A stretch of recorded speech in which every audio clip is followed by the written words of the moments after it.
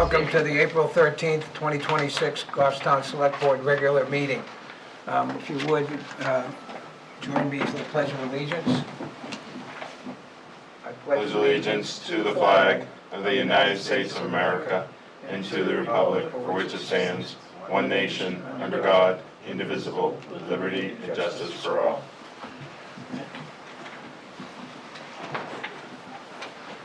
Okay, acceptance.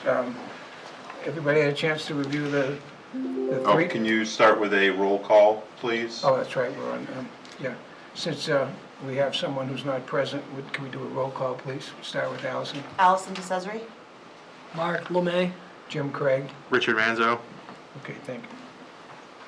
Joshua Douglas, and I am remote because of work commitment requiring travel, and I am currently by myself. Okay, thank you.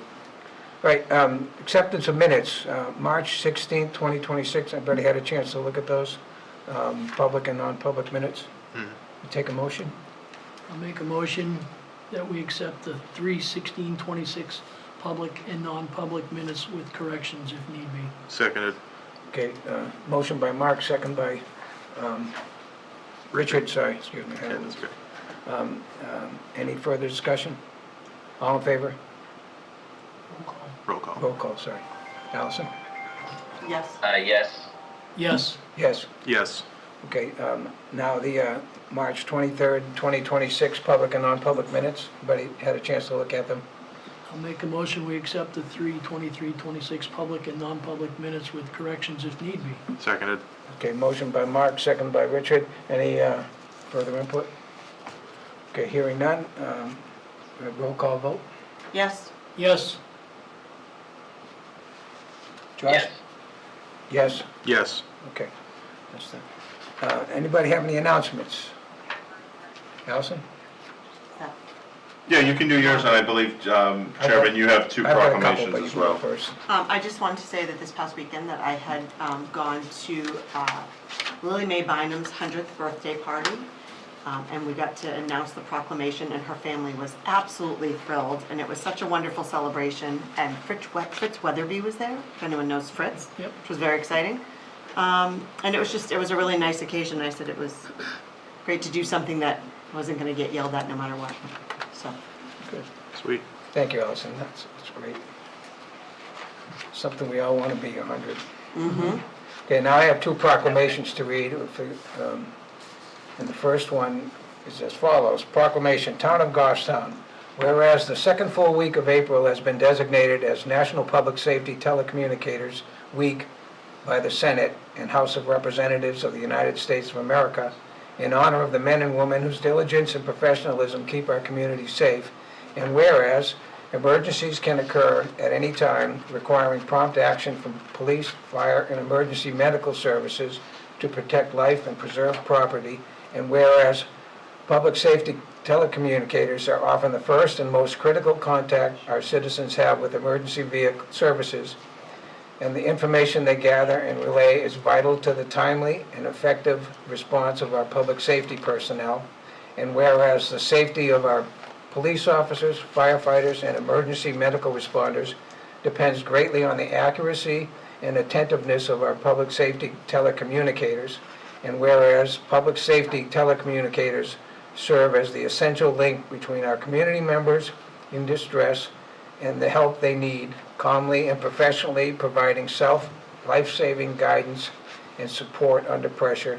And whereas the dedicated professionals of the Goffstown Police Department Communication Center perform this work with compassion, integrity, and unwavering dedication, often without recognition, contributing every day to the safety and well-being of our community.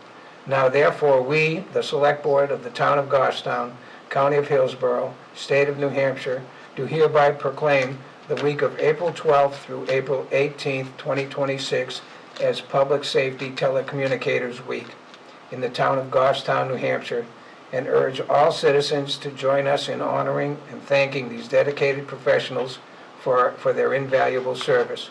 Given under our hands and sealed this 13th day of April in the year of our Lord, 2026, signed by the Select Board. And the second one Proclamation, Town of Goffstown, this one's not as long. Whereas the Goffstown Community Garden Club is sponsoring a campaign to keep Goffstown beautiful during the week of April 19th to April 25th, 2026. And whereas the Goffstown Community Garden Club is encouraging businesses, organizations, and homeowners to pick up, clean up, and spruce up streets, lawns, parks, corners, roadways, etc., as well as around private homes throughout the community. And now therefore, we, the Select Board of the Town of Goffstown, County of Hillsborough, State of New Hampshire, by virtue of the authority vested in us, do hereby proclaim that April 19th through April 25th, 2026 be designated as Keep Goffstown the Beautiful Week throughout the town of Goffstown, New Hampshire, and urge all of the citizenry of the town of Goffstown to participate in the efforts to pick up, clean up, and spruce up all the areas of the community throughout that period. We also urge all townspeople to recycle their newspapers, magazines, mixed paper, plastic, aluminum, and steel, tin cans, bottles, and corrugated cardboard by utilizing Goffstown's curbside recycling program or visiting the Goffstown Transfer Station located at 404 Elm Street. Given under our hands and seals this 13th day of April in the year of our Lord, 2026. So thanks everybody. We should be picking up after ourselves all the time, but it's nice to That's a good question. know that. Do they do any kind of, like DPW pickup things in other areas, like if it's not near your home? Do you ever do that? So we have Adopt a Spot, so there's volunteer groups that do Adopt a Spot where they'll adopt a portion of roadway and go out, and the town provides safety vests and the blue bags, and then the town will go pick it up, but we don't have a specific No. day Yeah. per se. Because I always do, I take my kids usually on Easter morning and we pick up a section of Addison, like right off of Shirley Hill. That's just something we've always done, but I usually have to lug it all back to my house. And even on up off of Shirley Hill, I wondered if they would ever just pick up bags. Especially if you were doing like a town cleanup weekend, if there was some way to make it easier for people to actually do more than just in front of their home where they bring it back. So I got a Just a similar thought. question from a resident last week, and I said, contact DPW, and they can Yeah. let you know what information they need. Okay, although I don't see anyone from the public here, we'll note for the record that the meeting is open for public comment. And seeing no one, we'll close that section of the meeting. And next up is the police chief.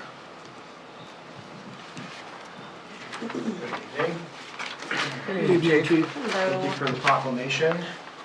I like to call the dispatchers our guardian angels because they are always there to get us help we need, and they take care of us, and they're never seen, but they're always heard. So thank you for that, appreciate it. They're, We appreciate what they do too. Yeah. some of the best we have. So without further ado, I'm here for highway safety. The first one we took up, there was an individual who came in that wanted us to look at Locust Hill and Elm Street, where Center Street meets. There was a concern with some significant accidents in that area and the stop sign creeping up on them as they come down the hill. She feels that some people are going too fast down the hill of Locust Hill into the intersection. Highway Safety took it under advisement, looked at the year-to-date accidents. We had 4, and that data showed that those 4 accidents were not due to speed. They were due to other circumstances, animals, a little bit of snow, and a few others were just people that could not operate their motor vehicle properly. We did look at the way the road was designed and some of the curvature, and the Highway Safety Committee voted 4-0 to install a stop sign ahead, about 50 feet up the hill. So as you're coming down the hill and you're getting to a certain curve on Locust Hill, you're seeing a sign now. It's going to stay stop ahead, and then the stop sign at the bottom of the hill doesn't catch up on you pretty fast and ends up causing people to potentially stop. Okay, anyone have any questions for the chief? Motion? Yeah, I'll move Is to, there, I think there's Yeah, on tab 4, motions on tab 4, sorry. before you got a recommended motion. oh, okay.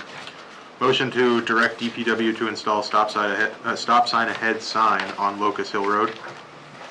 Second. Okay, motion by Richard, second by Mark. Any further discussion? Okay, roll call vote. Yes. Yes. Josh? Yes. Yes. Yes. Okay, next one, Chief. Okay, great, thank you. Next one's gonna be the intersection of West Union Street and Main Street. This individual, if you're on West Union Street, you already cannot make a left-hand turn onto Main Street. So there is a curve, as you know, that goes down the hill on Main Street by St. Lawrence Church. This individual was asking if they could install a convex mirror on St. Lawrence's property, so that way when you come to the intersection of West Union and Main, they can look at the convex mirror and see traffic coming around that corner. Highway Safety looked at the thoughts of where they wanted to put this, and we came up with the thought of we could not recommend it. Part of that was we don't have jurisdiction on what people can put on their private property, but based on the angle of where that convex mirror would have to be, it would be down the hill between trees. The other concern is that there's a potential for solar glare as the sun sets on the west that could potentially hit that convex mirror, causing some solar glare with vehicles coming up the hill. I just went through it the other day, looked at it again. Although there is a small blind curve, you can slowly kind of pull out a little bit and make the right-hand turn without having the mirror there. So based on line of sight, solar glare, and due to the positioning of where the convex mirror would be, we are not recommending to install it. But again, we don't have jurisdiction on the property, but we're not recommending it. So there was no one from the church there, but it was, okay. Allison? Does that mean the church Yeah, could actually put them there if they wanted to? So Because you don't have jurisdiction? if they put it on, they would have to be very careful because we have the rights to I think it's like 10 feet in their property due to the sidewalk, but they could technically put one back in their front lawn there. The concern we have is if they do that and then we find out that it's causing solar glare and it's causing issues with traffic, we'd have to approach them about that. So, Right, okay. Josh, you have a question? No, I was just going to make a motion to not take action on this request. Is there a second? Seconded. Okay, motion by Josh, second by Allison. Any more comments? Okay, roll call vote. Yes. Yes. Josh? Yes. Yes. Yes. Okay, thanks, Chief. all right, great, thank you. Thank you. The other chief?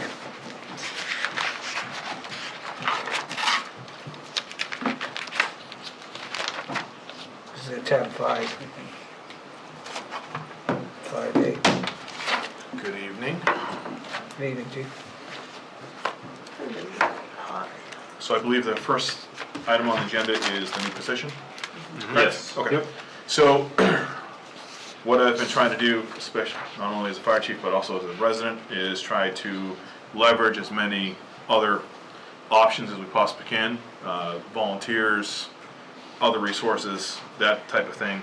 So this one here is someone that, I have someone that has reached out, who has offered to help us out, who's actually an expert in the field of emergency management and working in the private sector. And they have volunteered to help us out with emergency management. Unfortunately, we just don't have some sort of job description in order to put them in that role.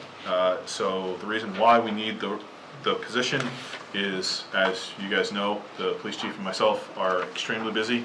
There are a lot of opportunities that we'd like to take advantage of, specifically grants, as well as updating town plans and stuff like that that are required for other grants for not only our divisions but other divisions in town. And this person is literally a national expert in those areas. So that is why I'm looking to add this position under emergency management, and like I said, it is a volunteer level position, so there would be no pay included in it. And as the coordinator for emergency management, they will be reporting to myself as the director of emergency management, and then able to help out.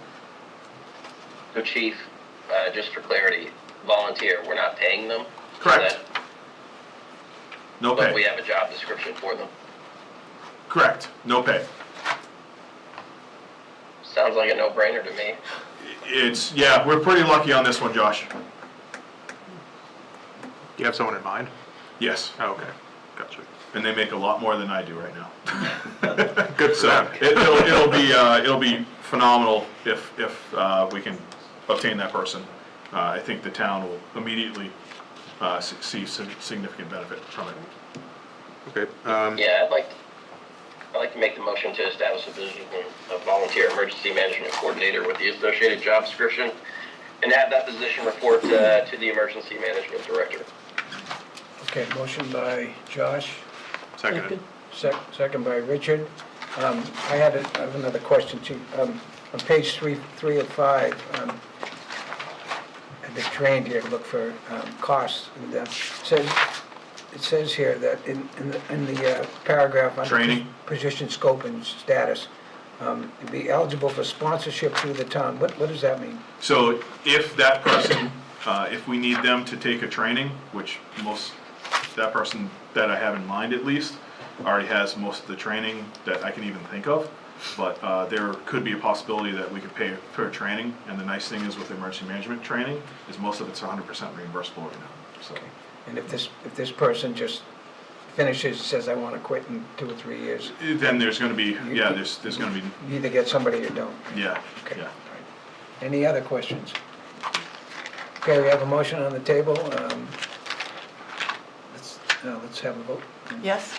Yes, Josh? Yes. Yes? Yes, Okay. Good.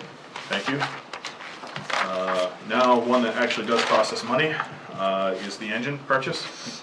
So, came before you to request permission for the proposal for the replacement of the fire engine. So again, we're looking at replacing our oldest fire engine, which is the 2005. So it currently is 21 years old. We're looking at a build time of 3 to 4 years, so it will be its actual, like, real, by the standards, its maximum life of 24 to 25 years. 25 is the maximum that counts towards points for insurance, and can be certified for pumps and all sorts of other stuff, so we're maxing this out. So, one of the things I talked with the board about was how we've been purchasing apparatus in the past, and taking advantage of discounts for upfront payments, which is good. Usually we get about $60,000 to $80,000 for that. However, looking at it in a little bit more depth, is because we have the CRF and because we're earning interest from savings, is these apparatus, like I said, are taking multiple years to build, and sometimes we can delay that purchase payment, earn interest, as well as get a discount. So as you see here, the numbers I put in front of you, it was extremely difficult. As we've talked about, it's very difficult being a small department, we are a little fish in a very big pond when it comes to apparatus purchase. So we don't have a lot of negotiating power, but they did work with us a little bit, so we do have a delayed payment. This, I believe, gets us an additional $37,000 of savings versus our paying 100% upfront. So this is still the same exact specification that you guys looked over already. This is just the actual deal that they have in front of us. Okay, questions? Yeah, can you see the hand when I raise that, Jim, on the screen, or Derek, does that come up? Yep. It does. Yeah, I'll keep an eye out for it. Okay, cool. Thanks, Chief. You answered one of the questions I had, which was, is this the same one that we authorized you to go out and negotiate? So you answered that. Awesome. So we're going to get the $37,000 savings basically by holding on to our money a little bit longer, just for everybody at home, right? Correct. And, So more than coming out 37. of CRF. Yep. So our discount, Josh, just to be clear, is we're receiving $62,000 in a prepayment discount and $37,000 in interest. So almost Okay. $100,000 savings. Oh, awesome. And this is coming out of the CRF fund? or the- Correct, and we already have enough. Fund specific for that in it. rest. Yes, that's correct. Right now, the CRF, I don't know if Derek has an updated number, but the last one I had was 1.169,362.52. Okay, that was gonna be my follow-up question, so thank you. You okay? Okay, anyone else? Allison? What amount did we have listed for the replacement of this? Do you know that on the 1.1. 1.1? Okay.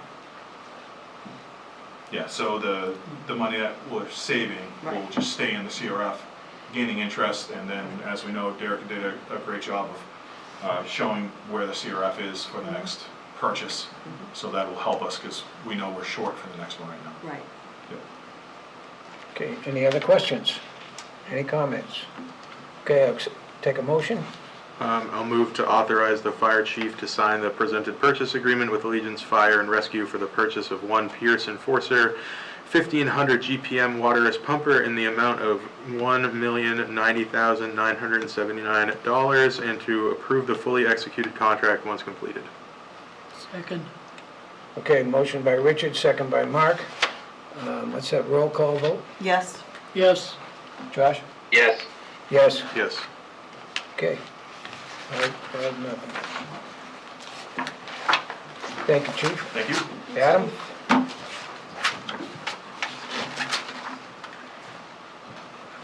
Can't call you Chief. You can. Doesn't work. Hi, good evening. Okay, got a couple things in the packet for you tonight. First one is the proposed road plan list for 2026. As you see in the memo, we've got, with the town's gracious vote during the town vote, they added $450,000 to the CIP budget line for road reclamation. But also, as you know, with the default scenario, we've had to make some changes town-wide, which affected that available funds. We've also got a few items that I touched upon at the previous meeting when we talked about kind of, how to structure what we wanted to get done this year. A few unknowns. We're coming out of one of the worst winters in a little while as far as the timing of storms and the amount of salt. So I've got to hold back a little bit for our budget to make sure that we have some emergency funds available in the end of the fall and beginning of the winter before the calendar year rolls over. But we also have a few things going on with obviously asphalt pricing and oil pricing impacts, kind of TBD. We're all sort of bated breath right now with the monthly postings. NHDOT had a 6% increase from March to April for liquid asphalt pricing. The good news is, though, that brings us back up to where initially we were 3 years ago when we bid this out. But I anticipate the April to May increase will be pretty sizable too. So we'll keep an eye on that.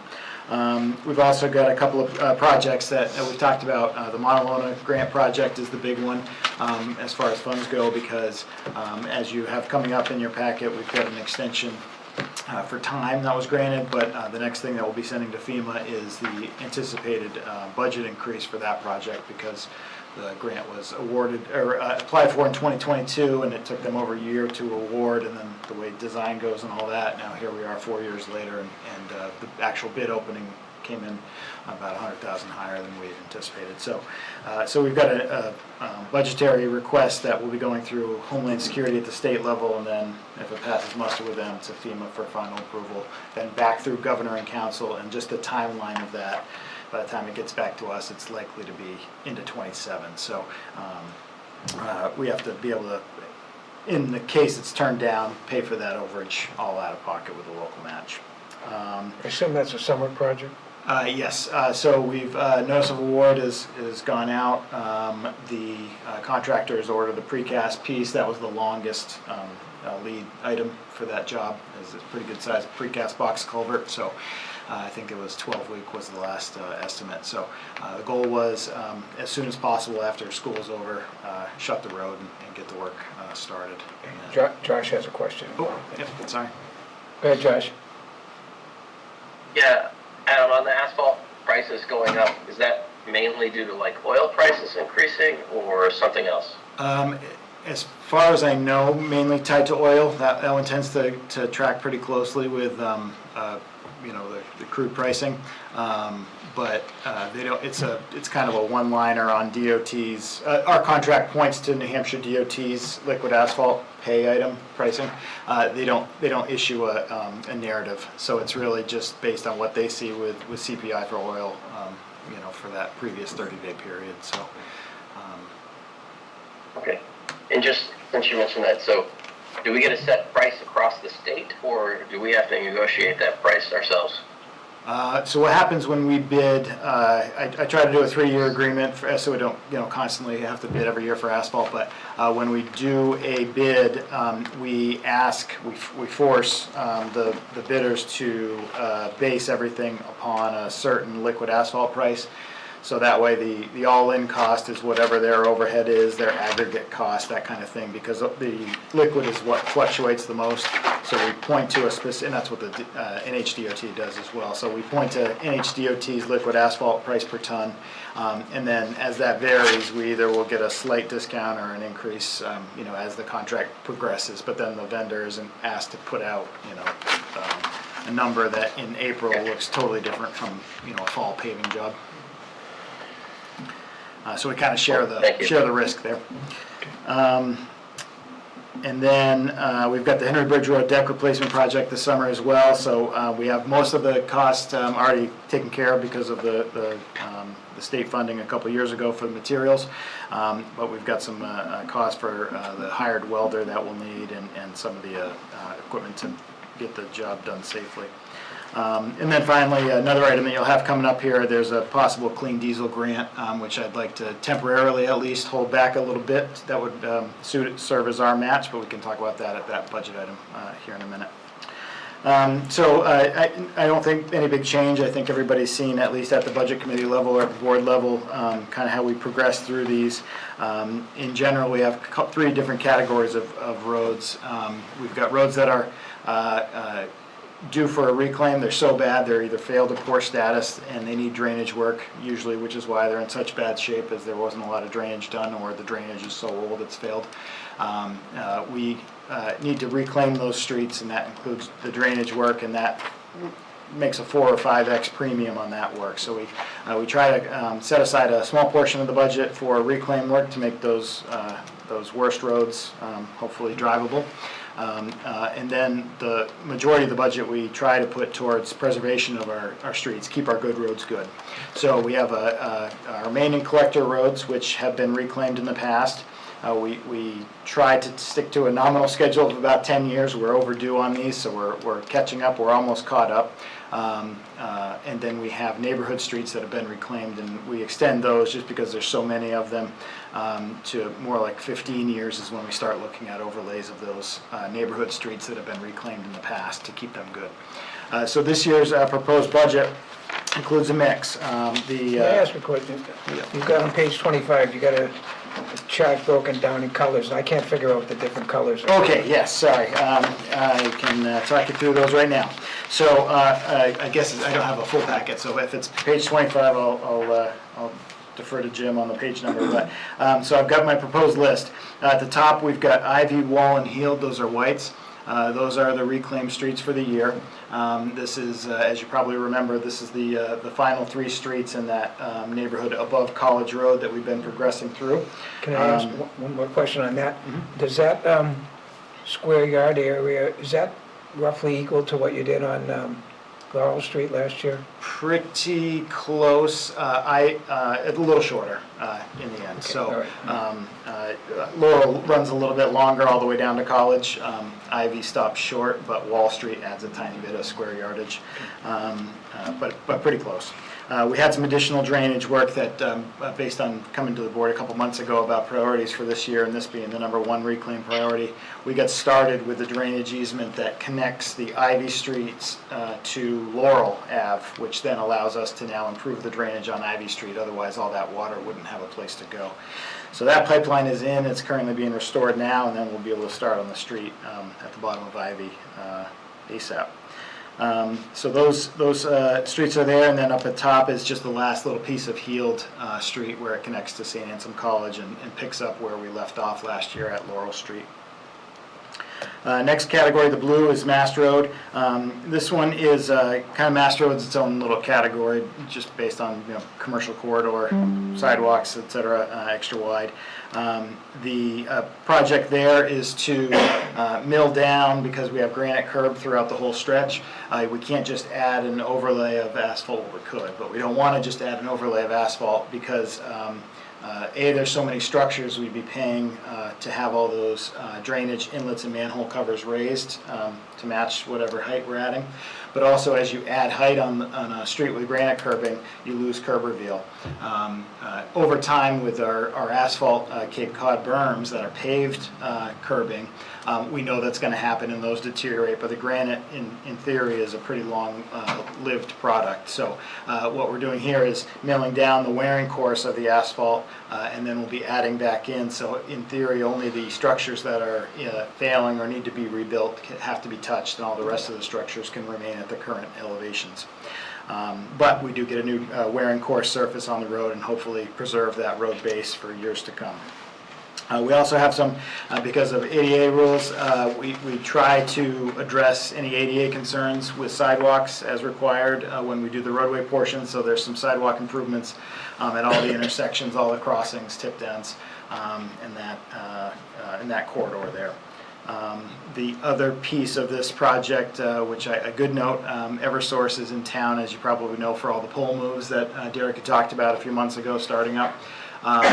They were able to flex for us when we told them that Mass Road was on, and they've already come to that section first, moved the utilities, and removed the old poles. So attaboy for Eversource for hopping right on it, at least for that section.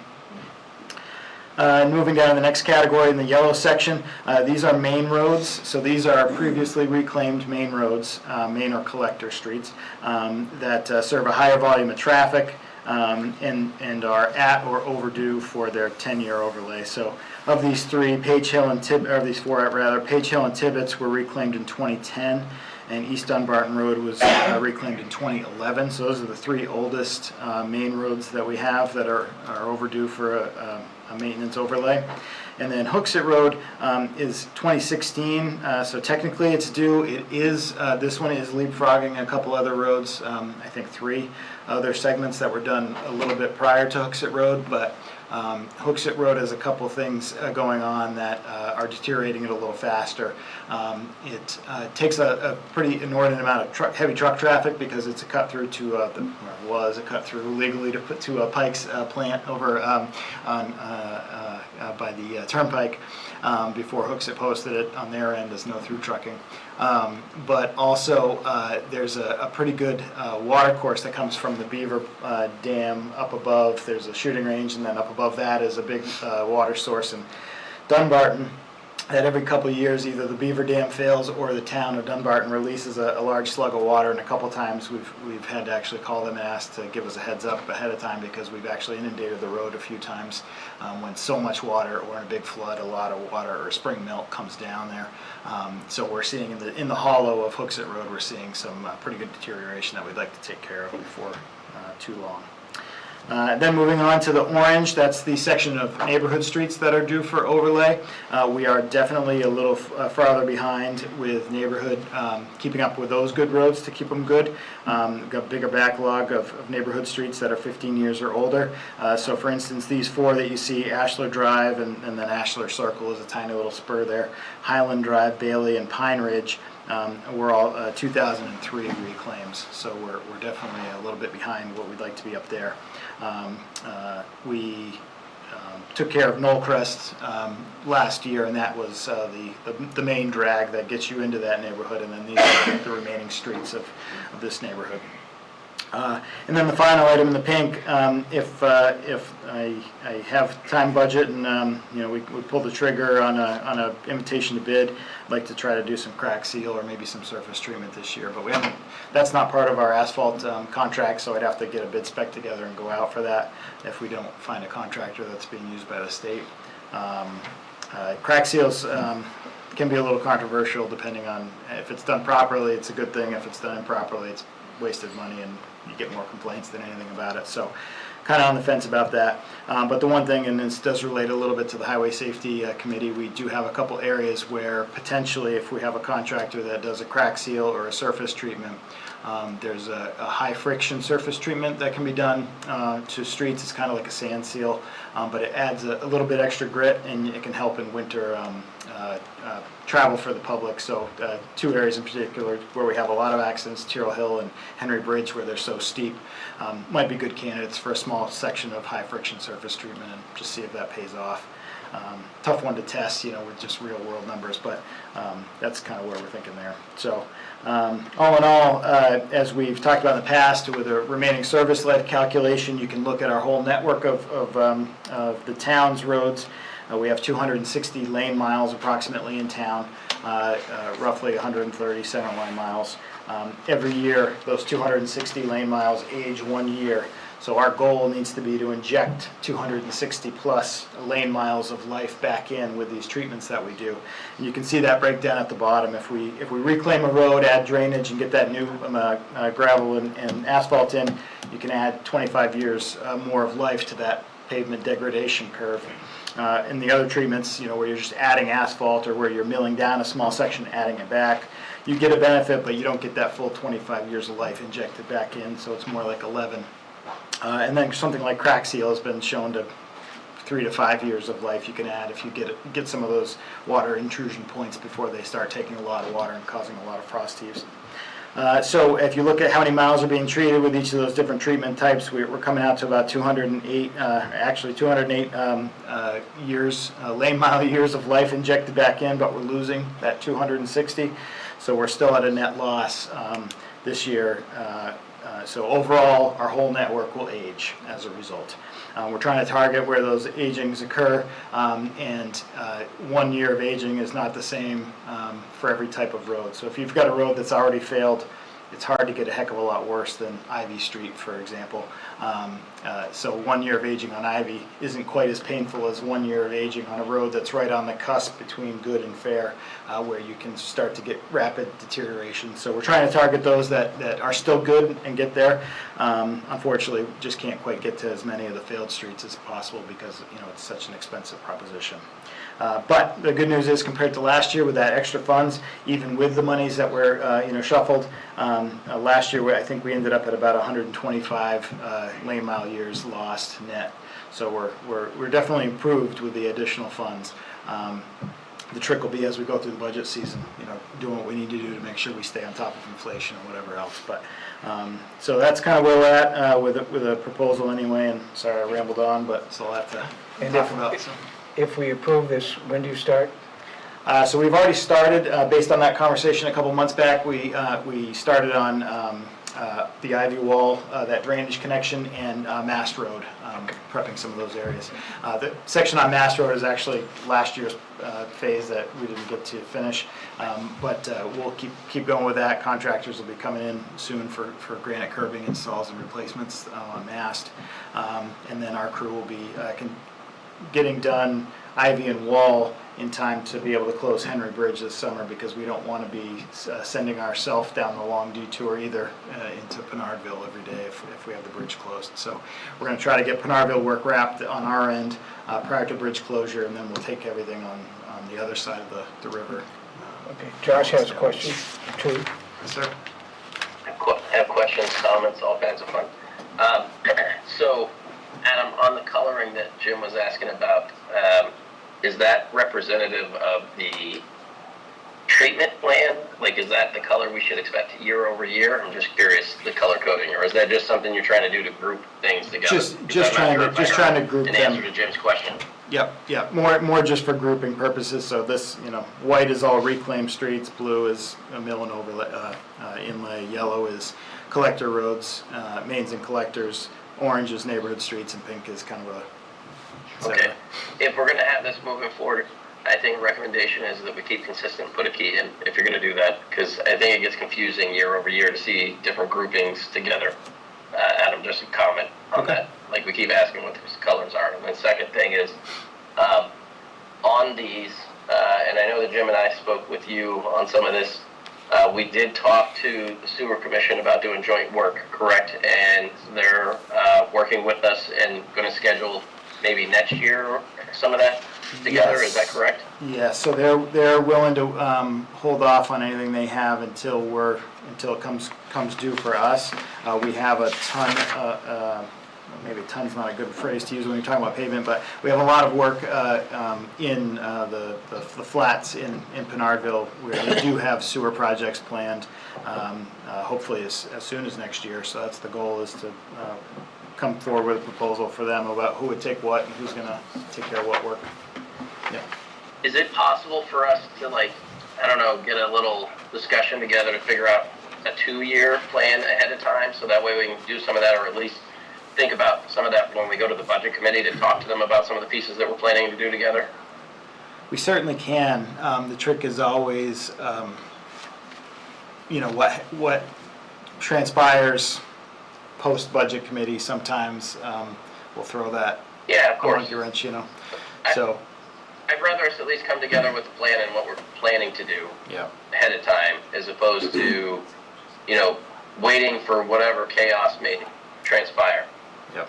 Yeah, we have, I've got several years worth of work queued up, so if we're ready to put that information out, we certainly can.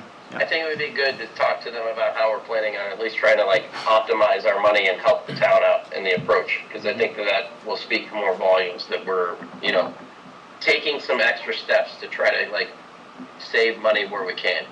Yep. You all set, Josh? Yep, I'm all set, thank you. Okay, any other questions, comments?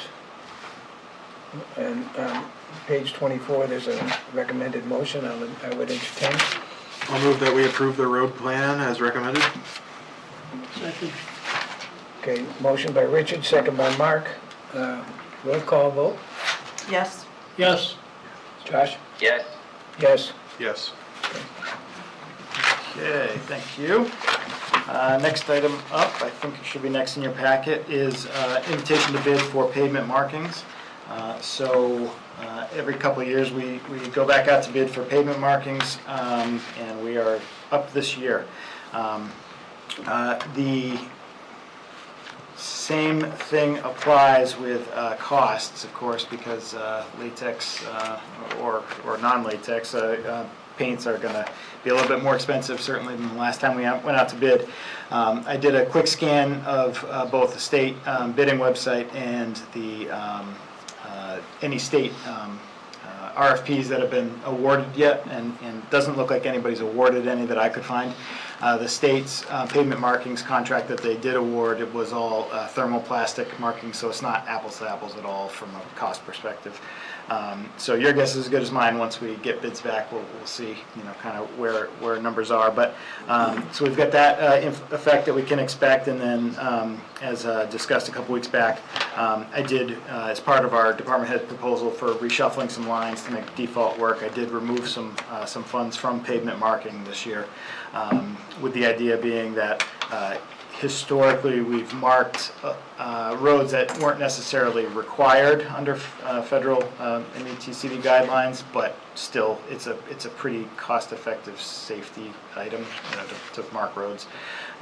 So gonna have to be a little bit careful once we get the numbers back on how many cents per foot that's gone up. I'll know better what the final list of roads to mark will look like, but just kind of FYI, there definitely will be a few streets that don't get probably fog lines first refreshed.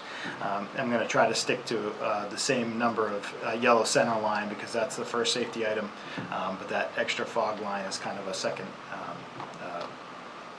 backup safety to keep people on the road. Let's see, so I'd reduce that number to 70,000 in the kind of the reshuffle budget. We also still have a paint machine and where we can handle some of these crosswalks and stuff ourselves, so there'll be a little bit of a trade-off between labor and budget outlay, but we'll, as usual, we'll try to do the best we can with what we've got. The invitation to bid is largely unchanged other than dates from previous years. I don't think I've got anything else to add, so I do have a recommended motion in the packet. Just kind of for a sense of scale, roughly a third of the streets that we mark in town are those that are actually required to be marked, so that we do have a fair amount of leeway when it comes to the federal funds that come in that we're supposed to be saying, yes, we do what we're supposed to do with those monies. Okay, any questions or comments? We have a couple questions. It says 2026 to 2029 in the bid, or at least the recommended motion. Is that to just give us fixed costs over the next 3 years, or is that to actually commit us to a certain amount of spending?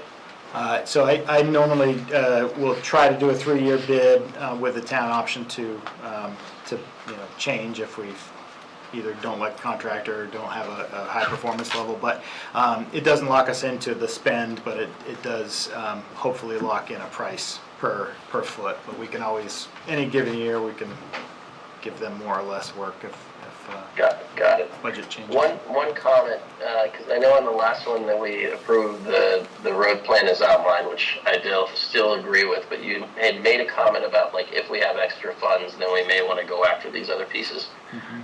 To your point that you just made, I think it would also be advantageous to think about the safety pieces going here, like maybe a couple extra lines of, road coverage on markings may be better than filling some cracks, for instance. So I think that should at least be a discussion, Adam, when we get to that point, if there is any extra on the road plan.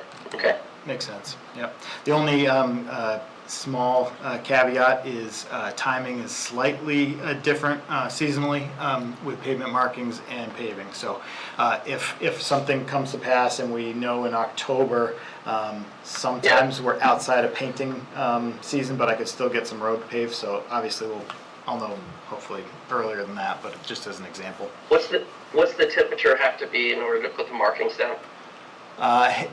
Depending on what product, they can, I think, paint down to 40 degrees with the with the oil-based product, which we don't normally do, but it can go a little colder. It's got some, Okay. early I think dry. it's up for discussion, and given our weather pattern, who the hell knows what's going to happen moving forward. Right. Just my way of saying, if it's October, Halloween, and we suddenly find out we have some extra funds from somewhere, I might not be able to just pump it right back into painting. But if we know early, I agree. I think it's it's like changing oil in your car. It's a good thing. You keep one person on the road, and you've paid for the whole program. Cool. I'm all set, Jim. Okay, anyone else have any questions or comments? If not, I'll entertain a motion. Motion to allow the DPW director to advertise the invitation to bid for 2026 through 2029 pavement markings. I'll second. Okay, motion by Mark, second by Allison. Any further conversation? Okay, roll call vote. Yes. Yes. Josh? Yes. Yes. Yes. Okay, thank you. Next two are a little quicker, I think. So the next one is the grant that won't go away, as previously discussed on Montelona Road. The state had, I think they said 28 communities in New Hampshire that applied for the HMGP program back in 2022 when it was plussed up to a 90% federal share. Of those, because FEMA took so much time even getting the first request for information and then the final approvals back, all of us are in the same boat. Nobody's started work yet. So they put in a blanket request back in the fall to extend the period of performance instead of ending this May, to extend it for 1 year. Whoever is still keeping the lights on at FEMA blessed all of those, so they're all extended to May 2027. So that should be plenty of time for our project. I don't know about anybody else's. But because it's a change in the period of performance, the feds require an updated signed copy of the agreement. So I think you've got that for signature folder, and then there's a copy in the packet as well. But no changes other than that. This one's strictly a date, and then there will be one more of these, and we'll have to do it the whole rigmarole again with the cost increase if that's approved in a month or so. But Okay, I can't imagine, but any questions or comments? Okay, I'll take a motion. Motion to accept the terms of the Hazard Mitigation Grant Program Amendment as presented to reflect the change of period of performance dates from May 2nd, 2026 to May 2nd, 2027. A second. Okay, motion by Richard, second by Allison. A roll call vote? Yes. Yes. Yes. Yes. Yes. Patton, 1,000. thank you. So far, so good. All right, I think this one will be a yes too, but I don't want to get ahead of myself. Granite State Clean Fleets is one of the two clean diesel grant programs that the state has been managing. This one, I'm probably going to get them confused, but I'm pretty sure it's in the packet handout I gave you. This one is part of the Volkswagen settlement. So I believe what happened is they must have had a few communities that either didn't spend all the funds or decided to not purchase the equipment because they had a new RFP was issued a few weeks ago to say, hey, we've got a couple $1 million left. We're going to do rolling applications every single month. So if you apply by the end of the month, you should know within a couple weeks of the following month if you're approved or not. And this one's up to a 80-20 split. And we have, I think, just the one piece of equipment that qualifies now. It just so happens to be the tractor trailer and roll-off trailer that we had in the proposed budget that was obviously failed. So it's a 2009, and the mileage use for us each year is enough to get across the threshold. So with the board's permission, I'd like to apply for this 80-20 grant. We should know pretty quick. If it's a no, I'll take the 60,000 that I had earmarked, and I'll bring that back to you to see where we want to put that back into the road plan. But kind of to me seemed like a no-brainer. Go for it when it's out there. And So Adam, I love no-brainers. Question. So this would replace one of our trash trucks. Is that what I'm understanding? This one is our one of our long haul tractor trailers that we have in solid waste. Okay, So trash it's trailers. red division, but not one of the curbside packers. This is the truck that It's not takes the curbside big trailers. Yep. And so we basically we've carved out $60,000 for the match is what we would need. Yep. But if we got this, it would save the town money and we wouldn't have to take it out of CIP or anything. That's right. It would. We could Yeah, actually it's a no-brainer. check an item off for a change. Anybody else? Questions, comments? No? If not, I will take a motion. I recommend authorizing the DPW director to apply for the March 2026 Granite State Clean Fleets grant to replace the solid waste tractor. Second. Okay, motion by Allison, second by Mark. All in favor? Roll call? Yes. Yes. Yes. Yes? Yes. Okay. Thank you very much. Can I ask one question? Oh, go ahead. Is there any chance that you have, or maybe it's something that everyone already has, a list of kind of the trucks, assets that you have? Yep. Mostly I ask because we had that question from Israel. I don't know if any of you heard in the budget committee, but I find that I can't figure out what you're actually talking about when you say which one, kind of like we just asked about, is that a trash truck or is that? So I would love to see kind of what it is, how old it is, and maybe even if you were like, this is the one we asked for and got, you know what I mean, or when it was, we were trying to get it replaced. I feel like I just can't wrap my head around all the trucks and assets you guys have, It's a lot. when we should have replaced them, which ones weren't approved for the last couple of years. I know there's been a couple. For sure. The one, like Israel said, we had the funds and we switched, that, I can't wrap my head around it. So we have our stock CIP, which will help for short-term stuff only. I've got an extended CIP. I actually shared that with Josh and Jim the other day when they popped in, but so I can send that around to all the board. But I think what's going to probably be more beneficial, and I'll try to get it done in time for budget season, maybe even CIP, is everybody likes pictures.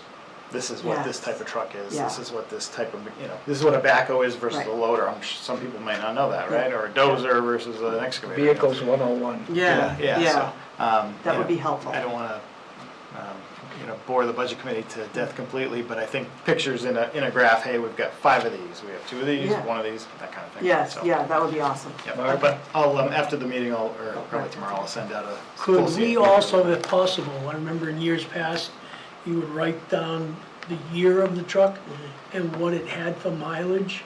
Yes, so CIP, my CIP list, and then the full CIP roster out to. That would whatever make is, it, 15. I It's think, a got lot the- easier for, It's got the years. I don't know if I've got updated mileage. So what I'll send you tomorrow will have all the years on it and the full list. Mileage probably won't have until CIP time, but Thank you. Yep. Thank you. Thanks, Adam. You all set? you. Everybody all set? have a good night. Thank you too. Thanks. Thanks, Adam. Thank you. Okay, Derek, I guess you're up. Okay, at tab 7, you've got the town administrator's report. The first item is consent agenda. You have at town hall, you have employee status reports, you have town hall per diem welfare officer, this is a rehire.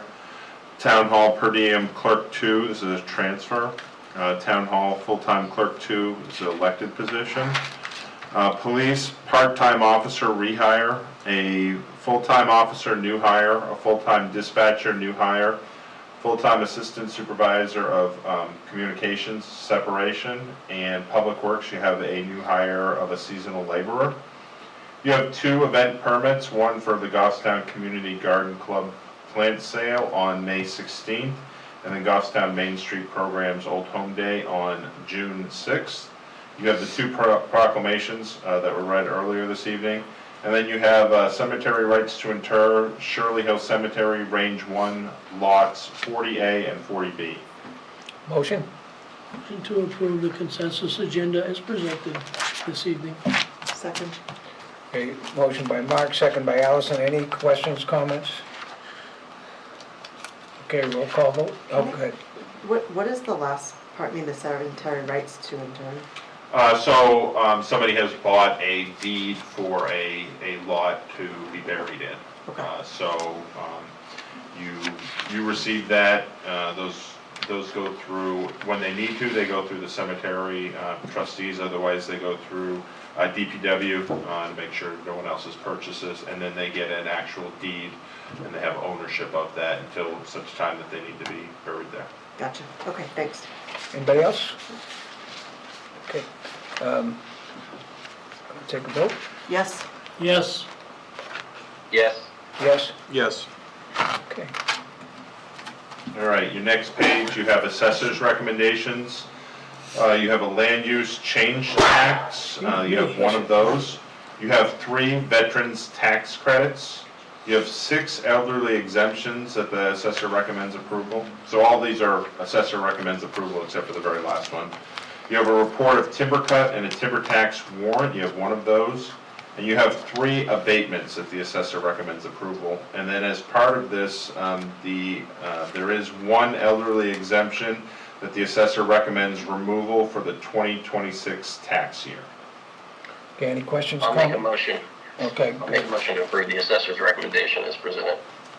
yep, second. okay. Motion by Josh, second by Mark. Any questions, comments? Okay, roll call vote. Yes. Yes, Josh? Yes. Yes. Yes. At tab 7C, you have a request from a property taxpayer or a property owner. They are requesting to abate property tax. So they submitted an abatement application after the March 1st deadline. They specifically request that the select board waive the interest that it accrued on late property tax. And the story behind this is the taxpayer's husband, who's also a co-owner, passed away in September 2025. So as the wife was dealing with that. So she came in and requested that. There is a provision under RSA 7616 1B for good cause shown, the select board may abate tax even including prior years, including the interest. Under the statute, the taxpayer would have no right of appeal, and the decision rests solely with the board. $250. So it's $249.79. I'll make a motion to abate $249.79 in interest. Do we have the tax map? It's 82 Hillcrest Okay, Road, at 82 Hillcrest Road. which is, hold on, I can get the map and lot. The map is map 8, lot 32-1. What he said. Second. Okay, motion by Richard, second by Mark. Any other questions or comments? Okay, this is for good cause shown, correct? Yes, that's why you Under would the be. under the statute. Okay, Yes. motion, yes. Yes. Josh? Yes. Yes. Yes. At tab 7D, you have a memo from the finance director. There specifically, when somebody rents the Grasmere Town Hall for facility use, the select board's facility use policy states that any facility use fees go into the Grasmere Town Hall Restoration Fund. Some of those funds last year were actually deposited into the general fund, so there was $20 in 2025 that was deposited in the general fund, and then we also have another $105 that haven't been brought to the select board. So what you have before you is the new deposit of $105 to the restoration fund, and to direct the treasurer to move that $20 from the general fund into the Grasmere Town Hall restoration fund. Motion? A motion to approve the deposit of $105 to the Grasmere Town Hall Restoration Fund and direct the treasurer to pay said funds from the general fund effective December 31st, 2025, and motion for the select board chair to sign the deposit voucher. Second. Okay, motion by Allison, second by Mark. Any further discussion? Okay, roll call vote. Yes. Yes. Josh? Yes. Yes. Yes. But that didn't capture the other 20. Yeah, that'll capture the other Okay. 20 as well. Okay. All right, at 7E, you have revised job descriptions. These are seasonal job descriptions at the Parks and Rec Department. And specifically, what they are doing is they are just updating the salary range, because a couple of years ago, rather than just having the Parks and Rec Director determine what that salary range would be, we actually wrote it into the job description. So you have a request to do that here. Questions, Yeah, comments? I'll make a motion to approve the revised job description as presented, effective immediately. Second. Okay, motion by Josh, second by Allison. Any questions, comments? Okay, roll call vote. Yes. Yes. Josh? Yes. Yes. Yes. Okay. All right, at 7F, the Village Bridge Ad Hoc Committee, again, that's an ad hoc committee that was formed by the Select Board to study the possibility of building a bridge at the location of the old railroad bridge that burned down. They came to the Select Board in January of this year and presented a status report. At that meeting, the Select Board voted to authorize the committee to stay in existence for an additional 2 years, provided they came back with a revised charter. They have drafted a revised charter, and they made a unanimous vote on March 31st to recommend the changes to the Select Board. The biggest changes to highlight is this is a change of membership from 9 members down to 7 members plus 2 alternates. And what we're doing is, what they're doing is they would proposing to remove 3 ex officio members.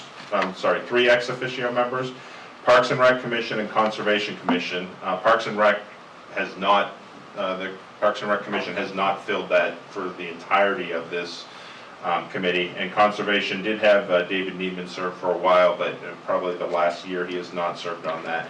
And then Rotary Club was also an ex officio member when they were one of the property owners of one of the bridge abutments, but the town since purchased that from them.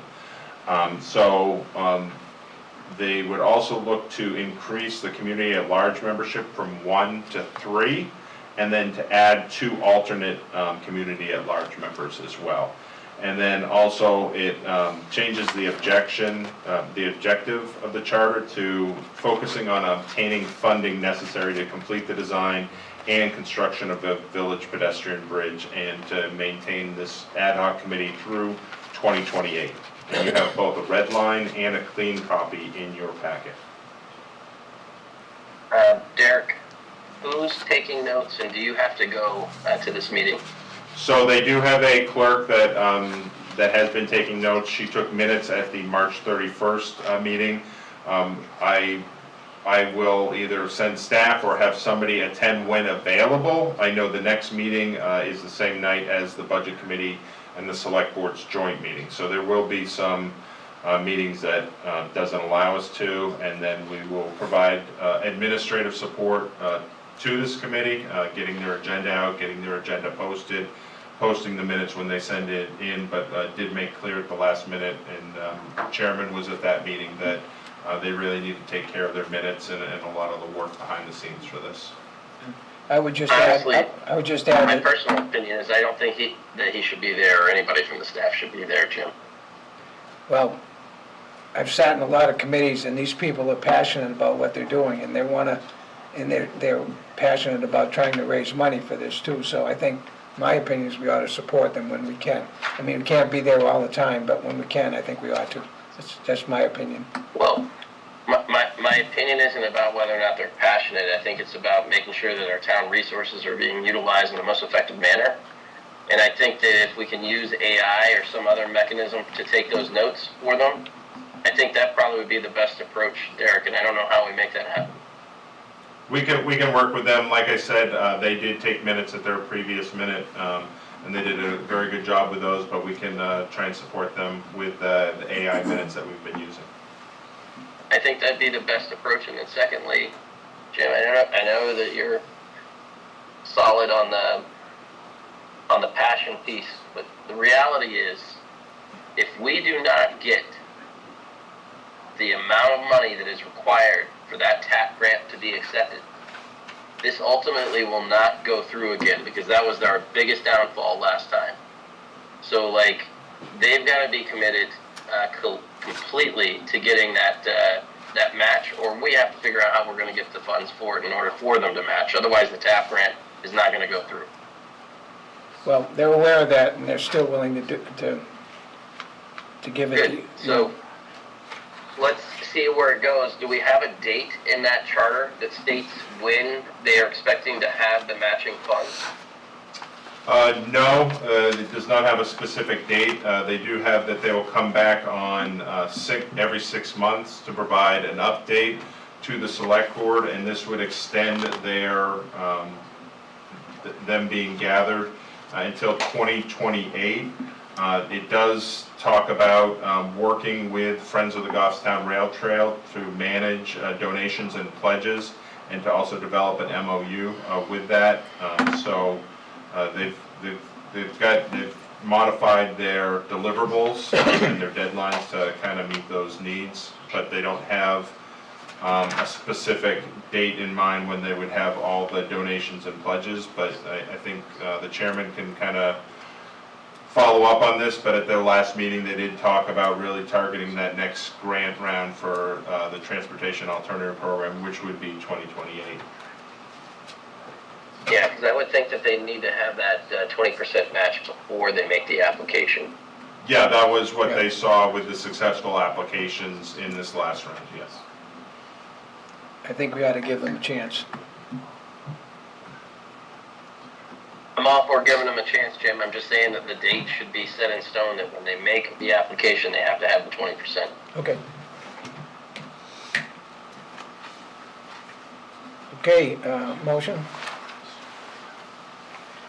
Or any further comment before we make a motion? Any further comments, questions? No? Okay, I'll accept the motion. Do we need to make a motion? Because it sounded like we've already accepted it by them updating the charter. Is that correct, Eric? No, they're an ad hoc committee that serves at your, kind of your direction. So on page 55 of the packet, there is a recommended motion. So it would be to approve the proposed changes and also to direct Town Hall to advertise for the open positions, because this will create open positions in the members at large as well as the alternates as well that will ultimately have to be appointed by the select board. So we would, what we typically do for these is we advertise them for, you know, three weeks to a month, and then the select board can make their selection for people that choose to volunteer for that, those open positions. I'll make a motion to approve the proposed changes to the ad hoc committee charter for the Village Bridge Ad Hoc Committee, and to direct the town administrator to advise or to advertise for the open positions on this ad hoc committee, while also making sure that we reduce the amount of time the staff is spending taking notes on this, and ultimately putting in a deadline date for gaining the 20%.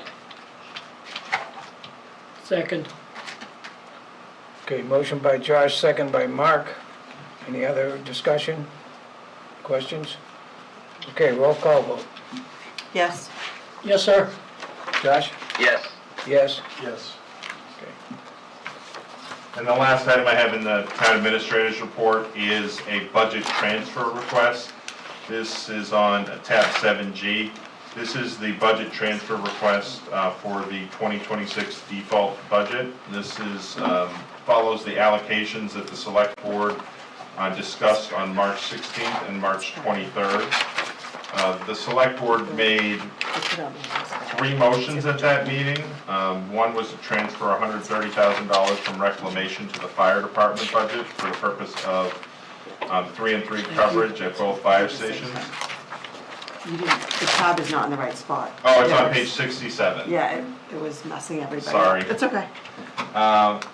The next item is, there was a transfer of $100,000 from reclamation to divide it across shortfalls in other departments. When finance actually reviewed it, the actual transfer amount was $100,599, so there was an additional $599 that would be transferred out of reclamation into departments. And then you had the transfer of $8,210 from reclamation to cover stipends for the supervisor, the checklist, and the moderators. And what you have in your packet is a copy of all the lines where you have an increase or decrease. So this will actually be the journal that our accountant posts and our finance director will review, and then it will show up on all our budget reports as a revised budget. So it will allow departments to see where they're tracking with the select board's revised budget. I'll make a motion to approve the budget transfer request for the reallocation of funds in the 2026 default budget as presented. I'll second it. Okay, motion by Josh, second by Allison. Any further comments, questions? Okay, roll call vote. Yes. Yes, sir. Josh? Yes. Yes. Yes. All right, that's all I had for town administrator's report. Okay, thank you, Dirk. Any old business? Okay, hearing none, I know we have some new business, and I guess I would ask Josh has something to say, I know. New business. Yeah, I'll jump in, Jim. So both Jim and I had a chance to meet with the department heads over the last week before I headed out. I think a couple things came up after watching the budget committee meeting, and kind of getting ahead of where we need to be for, I think, the Cinco de Mayo meeting is where we're currently planning. Is that correct? Yes, that's correct. No tacos included, I guess. So anyways, one of the items that came up was really looking at the difference between CapEx and OpEx of the actual vehicles that we have in the town. And I know that Ben's been doing some work already, and he actually came up with another option, which would also be looking at financing.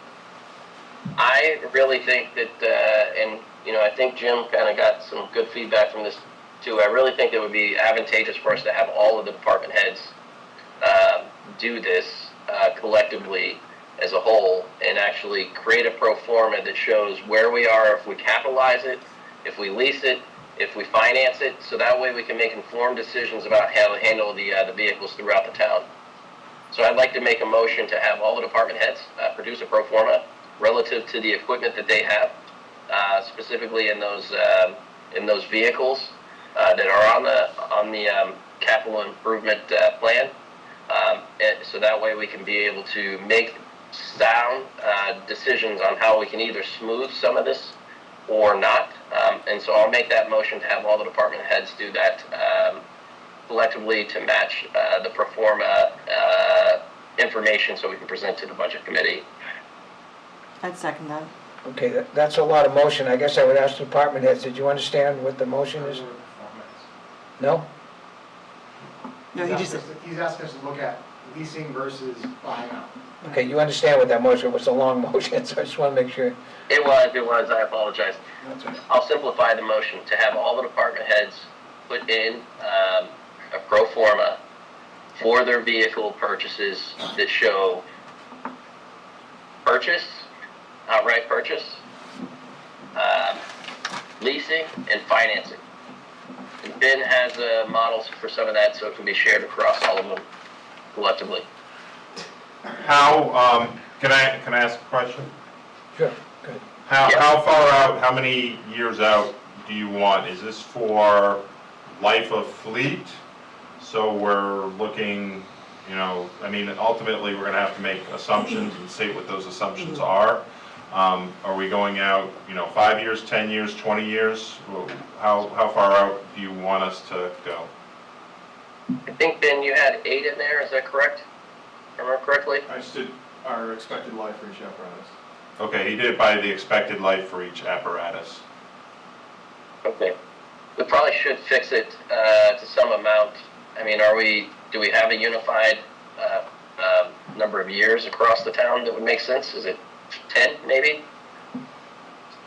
How long are we keeping the vehicles, Adam, before you start selling them off? I was just saying, we haven't really had vehicles get approved in CIP in the last couple of years, so 60 years? we're keeping them a little bit longer. I mean, we can, Obviously, 5 is CIP, so you want to go longer than that. yeah, I mean, we can do 10 or 15, but again, in those out years, it's really gonna be, we're gonna have to state what our assumptions are, that and seems excessive. 15 seems excessive. Yeah, I think 8 to 10 seems more 10 is practical. pretty much, it's 2 full CIP cycles. Right. It would give us a good idea of what it would look like as a practice, which I think is more important than the specifics of our fleet right now, just getting a general idea of what the difference between the 3 options would look like,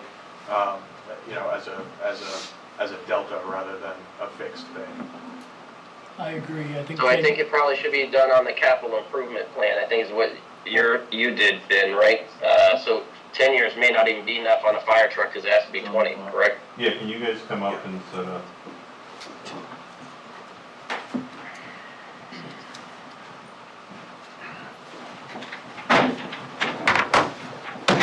So just to go over what Josh is talking about, back in 2024, I looked into lease options for the fire department, and based off the budget committee, as well as questions that Josh posed, I redid it and then expanded the scope. So we looked into what we're currently doing purchasing for, based off CRF, so savings for it. And then I just want to make sure that everybody understands the terms. Then I looked into lease, just like as if you would lease a vehicle, which that term changes by the financial institution. So then I looked at lease purchase, so you start leasing and then you have the option to buy out the vehicle. And then financing, so basically you're buying the vehicle but you're financing it over a certain term.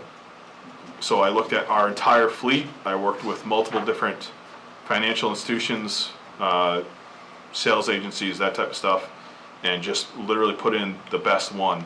And it's, for our entire fleet, there's, like Josh mentioned, he's already seen the numbers, there isn't a single one that is beneficial to do anything other than what we're currently doing.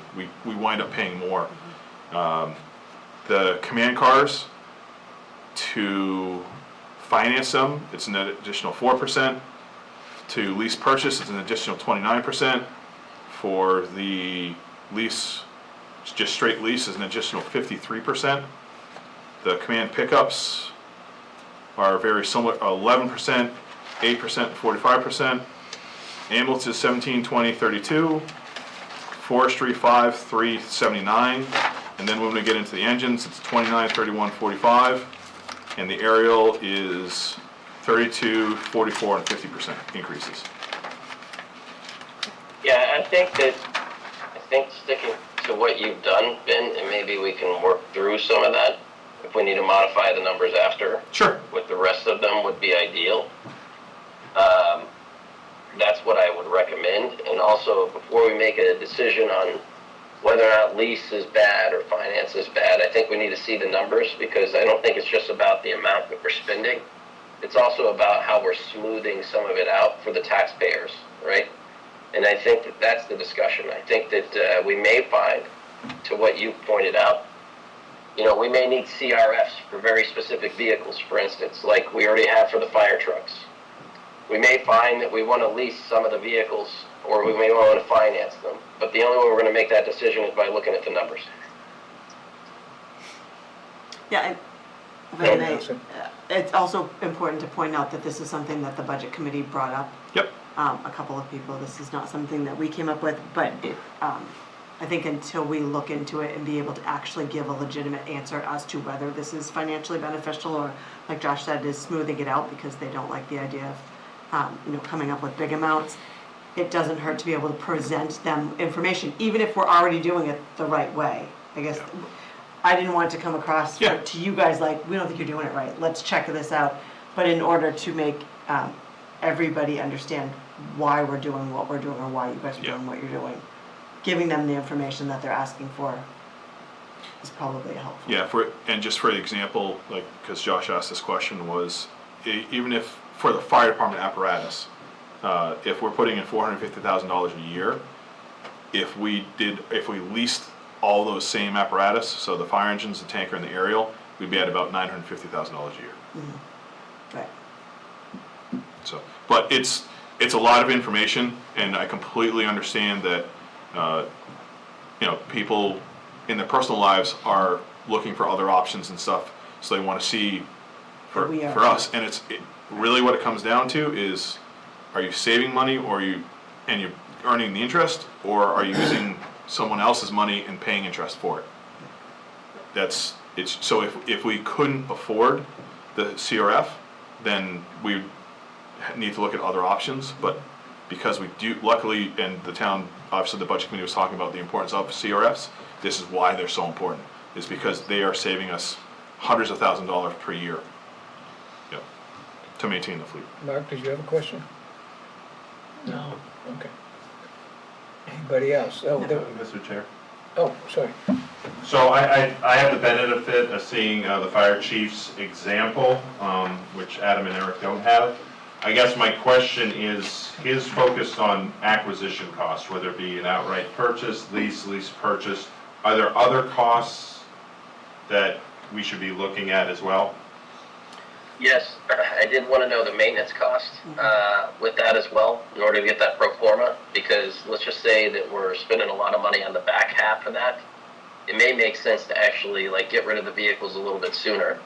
And I don't know, Adam, if we're actually storing that in the software somewhere per vehicle when they're coming to the shop or wherever. Yep. But that is something that we want to get some idea on. I think right now in some of the models that Ben's put together, it's basically using what we know from other towns, right, Ben? Not necessarily like a full indicative report of what we've actually spent to fix things.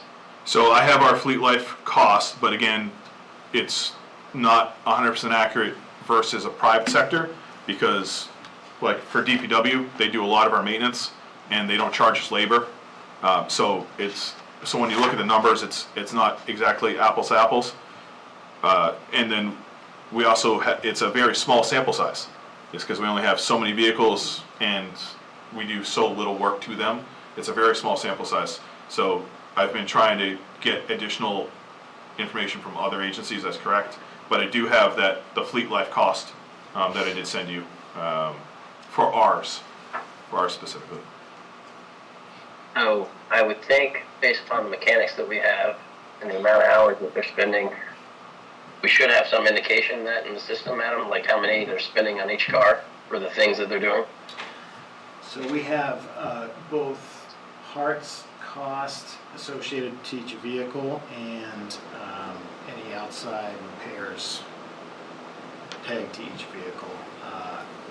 Until very recently, we did not have the capability to track mechanic, or we weren't tracking mechanic hours on a certain piece of equipment. So other than the system, you know, hey, you do this piece of work and it's this much labor hours, we don't have that data for, okay, actuals, you know, every time something came in, somebody got to repair and back out on the road. So what we have will be parts-based, but we still, you know, have a good I know that we put in some new software. I think that's one of the things that were said. So I think for some of it, let's just make some estimates on it. Derek, I don't know if we have anything for finance and Zach on, like, when we've sent out for specific vehicles. Maybe we can at least track that in some way, shape, or form. Yeah, we've got anything both internal and external. We have invoices for external and we have parts for internal stuff, so. When you're saying you have it by vehicle, do you break down the difference between all the department vehicles, every Yep. vehicle? Okay, great. That's good. Okay, I'm not sure we have, Not, no, I don't think so. And you're, just for clarification, you're seeking fleet, so I'm assuming basically registered vehicles, we're not getting into equipment in any way. Yeah, I don't know if we want to do equipment Okay. to begin with. I think we want to do fleet vehicles to start with there. I think most of the like backhoes and stuff like that, we're not really replacing those that often, right, Adam? Not as often as I'd like. Of course. Like, we all want to replace things sooner, They're but big ticket, you know, and we have half a dozen heavy equipment items. I would, like, if not given any other info, I would include anything I have on CIP. So if it qualifies for CIP, it's in there, but I'm not gonna put a plate compactor or a chainsaw or a Turn mower, yes. zero-turn mower, that kind of stuff on there. Even though it's something our mechanics are doing, it's not, I think what we're trying to get at is equipment, right? Expensive stuff. I just think we should start with this to begin with. I think it's the biggest pieces that seem to be causing us the issues, the trash compactors, the fire trucks, we have discussions about how often we're replacing police vehicles, that sort of thing. And, I think, there's a number of things that we have to think through here. And Chief, I agree with you, the police officers, that is their office. We should be trying to give them the best office possible. And how we do that to make that more consistent, I think is important. I also, Adam, you and I and Jim had a discussion around the trash compactor, and I think if we had newer trash compactors, we probably could go down to 3, for instance. If we did that versus the 4 that we have right now where they're all aging, we could probably make some cost savings collectively on that by not having to repair things and the arms and everything as much, right? And then, Chief, to your point, I think that we have fire trucks in the CRF there for a reason, and the costs are going up. We need to put more time and effort in thinking that through. So I think this will prove the case of doing that. okay. You set? I'm all set, Jim. I'm wondering if we have do we have a coherent motion on the floor? Yeah, I think we've got a motion that, You got- and an understanding. I guess the last thing, I think it'd be a little, very aggressive, especially now that I'm down one key staff in my department, which is not bad news, but you're not looking for this information prior to the May 5th meeting. That would be, okay, just, No, I just want us to get moving ahead of the budget Okay. season. Derek, I don't think this is for May 5th. okay. Quite frankly, I think it would be silly for me to think that you guys are all going to get this together. Maybe some sigh of relief kind of goes into your body by me saying that. Okay. And then should the departments change how they would submit CIP? Or would that be more of an adjustment perhaps, if the board were to make some, I guess, change in philosophy? When do we have to submit that, Derek? Usually it's by like the first Friday in May. Yeah. So it's that same week, that's probably that same week. And then we present in July. And then the departments are presenting in June and July. Yeah. The first one is. With the understanding that CIP is a First one. planning process, ultimately the board does have the ability, if you do want to change for the method by which you fund these acquisitions, you can still present it that way to the budget committee, or go in at the end of CIP and kind of say that you're going to change of philosophy. I think we should probably schedule something to review in June, Okay. right? Okay. So that way, if we need to make a change in philosophy, then we can make that decision. Okay. Thank you. Everybody ready to vote? Yeah. Okay. Yes. Yes. Josh? Yes. Yes. Yes. Yes. Okay, and then the second new thing is that we had, I think, some really hearty discussions, and I think that, looking back at the review process that we gave, I think to you as department heads, I think kind of brought up some discussion points, I think, with each of you about how we collectively are doing reviews. And one, I'm not sure that we've done you all the best service in how we've done some of the reviews, so I'm just going to say that out loud and apologize. And say that I think moving forward, at least for us, we probably not only should be asking for things like self-assessments, but we should probably be giving you some assessments too, moving forward. And I think as part of that discussion, we asked each of you how you doing your reviews, and I think what came out of it was maybe we should standardize at least the review ratings, maybe some of the process and what that means about giving a particular rating to people inside the department.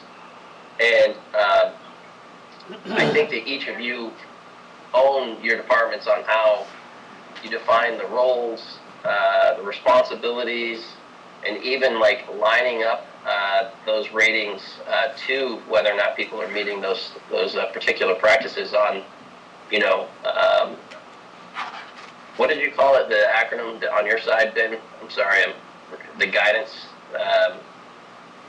the operating procedure, is that what it was? The SOG, Standard Operating Guideline? Yep. Yeah, okay. We also have Yeah, things called so- standard evaluation guidelines too, for the evaluations. What was that, Eric? Standard evaluation guidelines, so we have a list of Yeah. all the criteria, what a 1 to a 5 is and what it means, and defines it out, so everybody knows what the expectation is. Yeah, and I think you guys own that, but I think that we should define like what happens with like, a 1, a 2, a 3, or 4, or 5 across all the departments collectively and agree on that. And also, like, I do think that it would be appropriate for you guys to see what each department's doing a little bit better than one another, about how we do some of that, like self-evaluation versus evaluation, how you're doing those, because I know, like, you, Chief, for Kalea, have to do this annually because it's just part of your process, right? Yes. So I'd like to make a motion to have the department heads work together and come back with a standardized rating system and approach across all the departments, so that way we can move forward on that scale together. You hear a second? Sir. Yeah, okay. Motion by Josh, second by Mark. Further discussion? Jack? Is this are you looking for just a similar rating scale, but we each still have our own process? And I specifically, because police department is an accredited institution, they have standards that they need to follow. I'm sure NFPA has, suggested processes. And then, DPW and admin being so much different, are you just looking for the score to be the same? You're not looking for the same rating process? So, quite honestly, I'd like you to take the best of both what fire and police are doing, see if we can combine them. I think that the police chief would have to take back if there's any modifications to see if it falls within CALEA, correct, chief? To make sure that we can pass that, and if we can, then I'd like us to unify that rating process, because there are things that they're both doing that I think would be beneficial for your department, Derek, as well as for Adam's department and Rick's department. Are we including the library? Library, we don't have any say over the library, from my understanding. So the library board of trustees are the governing body, Gotcha. and they govern that. Okay. Is that fair? Since at least 4 out of the 5 people are here. I did talk to Rick on the phone. He was supportive of whatever direction we went, at least when I talked to him on the phone. Chiefs, does that make sense? I think it makes sense. I will say, and I think Josh, you and I have talked about this, our evaluation process has been in place for over 30 years, and we've been doing it pretty well. I am Agreed. more than willing to, assess what other people are doing and help them out. For us to do a holistic change would be very difficult in the middle of the year. We do ours yearly. But certainly looking at it and seeing how it works with the other team here, I think would be okay. And if there were legitimate reasons why you can't do it, you could tell us that, just so. Of course. At least we know, Yep, why we do what we do. sure. And having get to see all of your review processes, I actually don't think they're that far off already, by the way. I think that both fire and police are pretty close. You have a rating scale that's 1 through 5. Adam actually has a rating scale that's a 5 scale, but it starts at 0 and goes to 4. I think that you guys all have job descriptions and you can align them up. There were similar discussions about like when people get steps and don't get steps. So I think that just aligning on that would make a lot of sense. And Derek, I think my understanding is you also have a scale 1 through 5. Is that correct? Yeah, but Danielle and I have been talking about it over the last 3 months about modifying our process to simplify it, but also kind of align with some of the practices that are being done in police and fire. Perfect. I think, Eric, you're probably not going to have to change much based upon that discussion. I think that it's probably just going to be more of like, how can we align around some of the things that you and Ben are both doing. Okay. Okay. I forget, is there a motion pending? Yes, there is. There is, okay. It's, and it was seconded? Okay. Okay, roll call vote. Yes. Yes. Yes. Yes. Yes.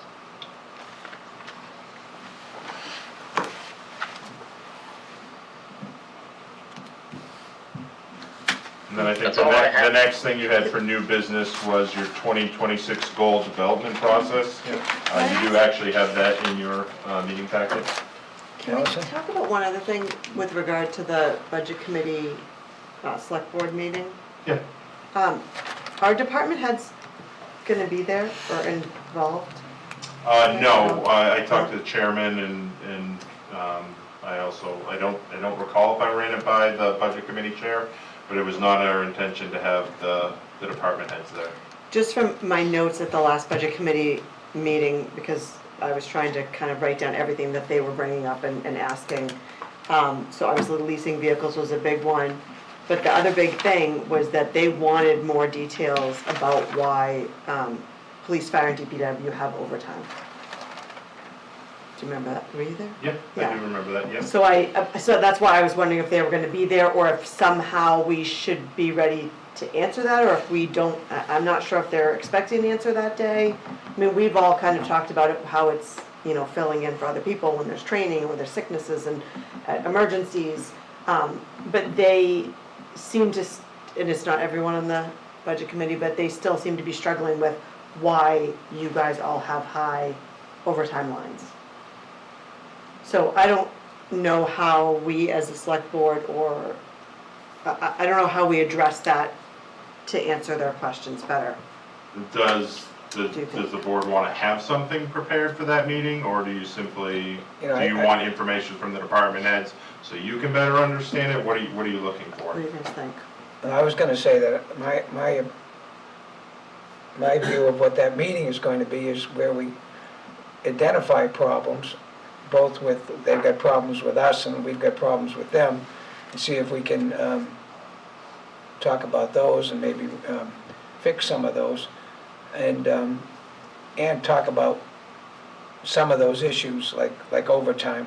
But I didn't view it as a time to actually have The details. everybody getting into the Okay. weeds about it. We can identify issues that we're both concerned with, and then ask the department heads. That was, otherwise we'll be there all day. Quite possibly, yes. Yep. So, Okay, I just wanted to bring it up because, again, I was trying to make notes to bring back to the select board things that the budget committee had said specifically. And those were the couple that especially applied to. is that kind of what your understanding was? That was definitely something that was discussed at that March 31st meeting. Okay. And keep me honest here, at least for the fire department and for the police department, I'll see if I can get this right based on the discussions I've heard. Part of the reason why in the fire department that we have the OT is because we actually haven't had enough qualified individuals to be on those shifts currently, and we're getting them trained up to be able to move on that. Does that mean that we're going to eliminate all the overtime? The answer is probably no, because people will get sick. We may have people that leave. Those things will still occur. Is that correct, Chief? Yes, people are still gonna use vacation, they're still gonna get sick, they're still gonna have kids, they're still gonna have injuries, yes. And we are looking to push that down over some period of time by getting the right level of Yes. staff in there and making sure that we do that. Which is what we had If the talked town about. fixes its retention problem, the units of overtime that's needed will significantly decrease, yes. But if we don't fix the retention problem, then we're just gonna continue on the same track that we're on. Yeah, and police chief, you also have a similar thing too, because we have people to go to the academy, and then we have to make up for time when people leave, that sort of thing, correct? Correct. Our overtime line, when I budget it, is usually under for what it actually would cost if I essentially backfilled one for every specific person. But yes, every time someone's on vacation, every time someone's out sick, we have extra training. People don't go to training while they're on duty. Typically, we have to do it while they're off duty so they can not go to calls. That's all overtime. It's after, it's outside of their 40 hours of work week. Yeah. But yeah. And you have other additional details, that sort of thing, sometimes get picked up, correct? Yes, there's the difference between a detail and overtime, but yes, if we have to pick up extra shifts, for sure. We also have mandatory overtime, which is when we have, similar to what the fire department does, if we don't have enough people to cover the shift because too many people call sick, or we don't have the right staffing, we have to staff police officers, so we have to essentially force people to come in on their day off to cover, which is overtime. Yeah, I'm gonna be quite honest, if they can't understand that, then there's a problem. With them, not us. And just, I don't want to go down this rabbit hole, but really quickly, I've said in the past in our budget presentations that, my overtime that I present, again, is not as high as it probably should be presented, because I understand the cost of doing business in this community. But if I were to say one for every single person that has vacation, we have people that have 5 weeks vacation. If I were to cover every single person, it would cost a lot more than what I'm putting on paper. Do you mean you're understaffing some of those times? You're not The- filling a position that you generally would? There are some shifts, like, so here's a prime example, operation-wise. If we have a detective who has 5 weeks vacation and she wants to go on vacation, we typically won't pay someone overtime to go fill her position. But if we have 4 people on the road that are working a shift right now, and 2 of them call out sick, we're gonna backfill maybe 1, maybe 2. Depends on the day of the week, depends on who else is in the building, but typically that will be staffed, and those people are being paid overtime for that, yep. But if you were to say every single person that's off, you fill those 2 shifts, not only paying more money, but we're burning out our staff as well. Absolutely. And I think all the overtime that, like Adam and your team specifically, a lot of that we're seeing in the winter times because we have the storms and things like that, correct? Yes, so for me, it's almost 100% emergency response. The only shifts, we don't have shift work, but the only positions that we will incur overtime by filling would be if we have somebody at solid waste that needs a Saturday off or is off on a Saturday. And then one of our highway staff who's just now worked 40 already that week, will come in on a Saturday to assist. Or if one of the curbside drivers is off, a highway person might already have close to 40 for the week and have to fill in on a Friday, and it turns into a longer day for them because they don't pick up. So there's fractions of overtime there, but almost all of it is emergency related.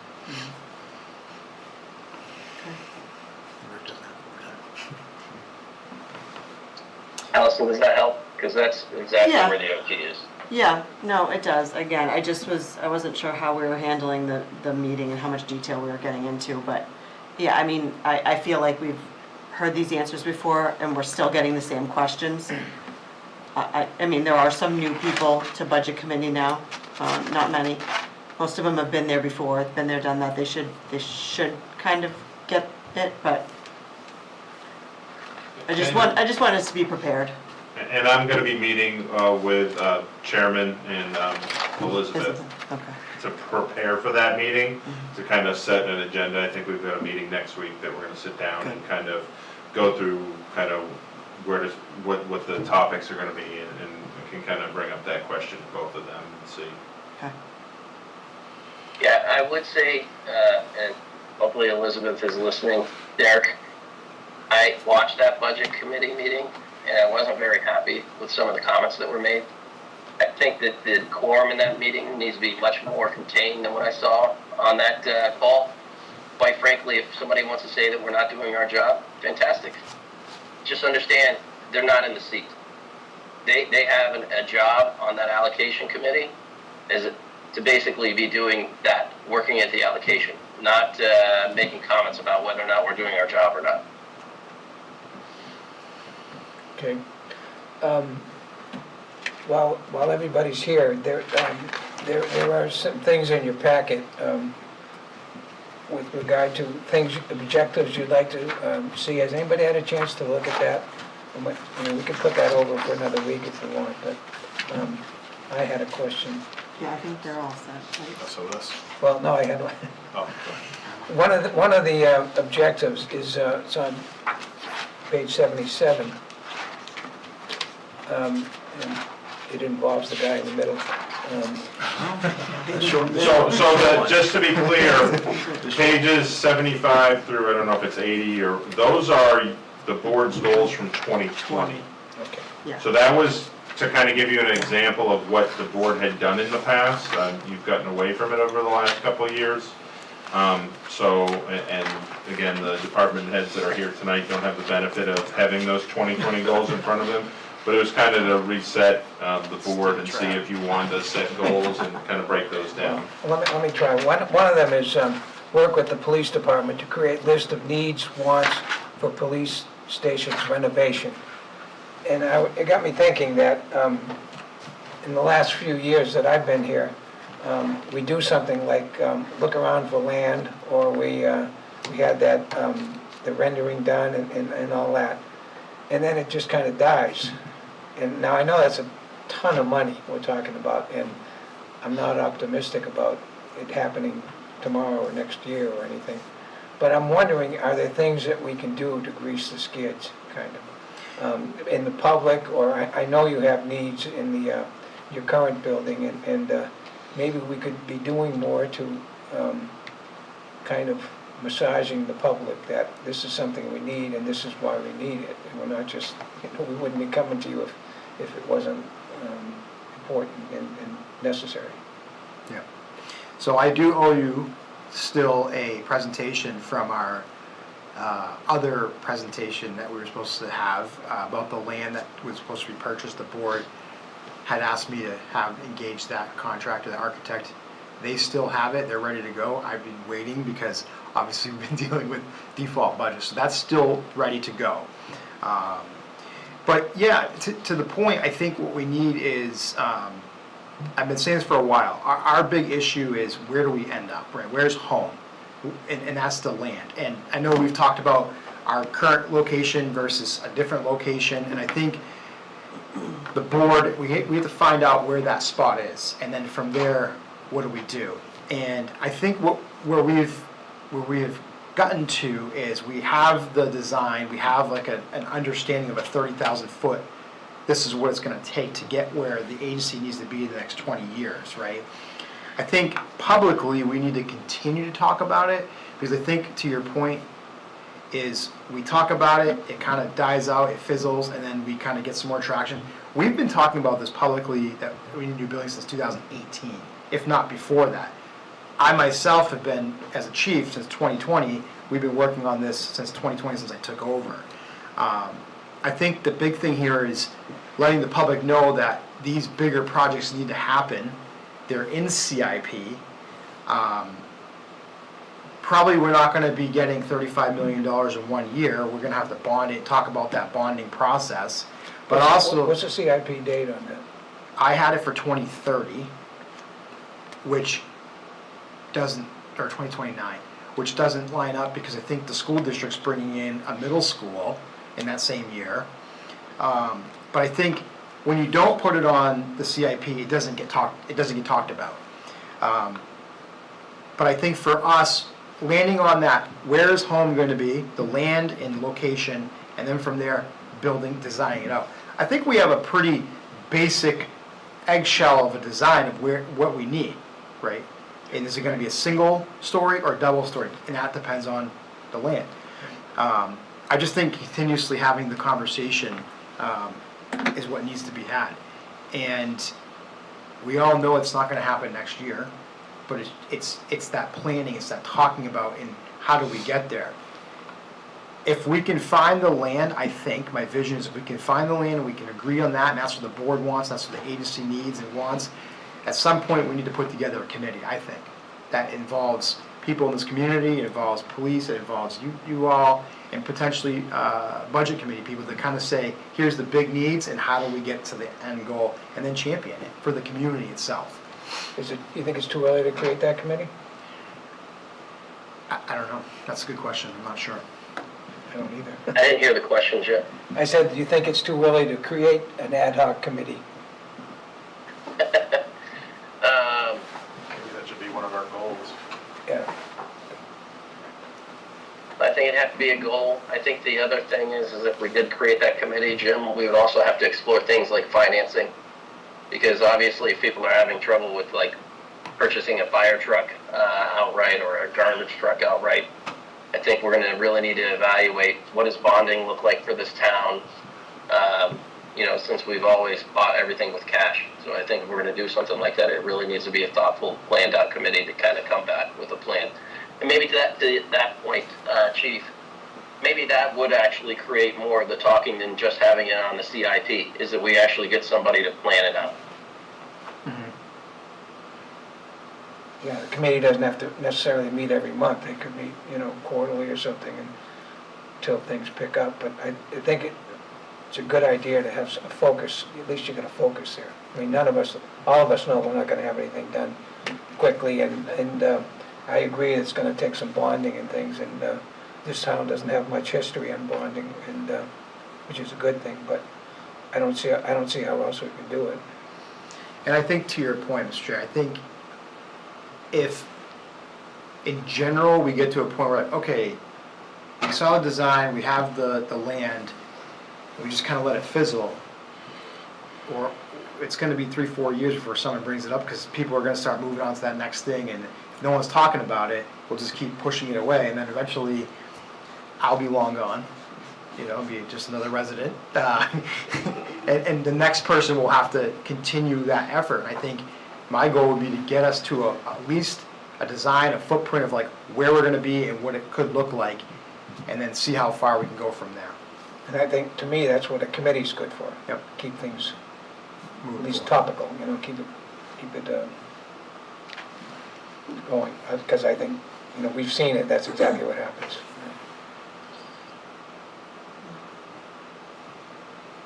So, something to put on the, Okay. Did you want that as one of your, how do you want to approach the goals? Do you have questions about the process? Do you want to look it over a little bit more and talk about it at your next meeting? How do you want to proceed? I think if we're gonna create a committee, we ought to commit it, might as well do it now, and put that all into their hands, and then we can just supervise the committee like we usually do. Unless anybody can tell me a good reason why we shouldn't do that. I think we lost Selectman Douglas. I'll keep it open in case he's able to jump back on. So the only problem I see with that, We need somebody to take minutes. yeah, we would, Or some AI program, or Derek's maybe AI. Josh can do it.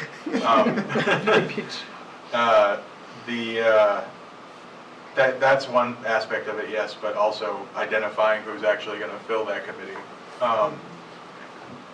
You know, we can just appoint people, no guarantee that they're gonna wanna do it. No, I think we have to talk about that. Yeah. And, Yeah, know. similar to the River Bridge Committee, you need people that are passionate Yeah. about it. To sell it to the town, you can't have someone who doesn't really care.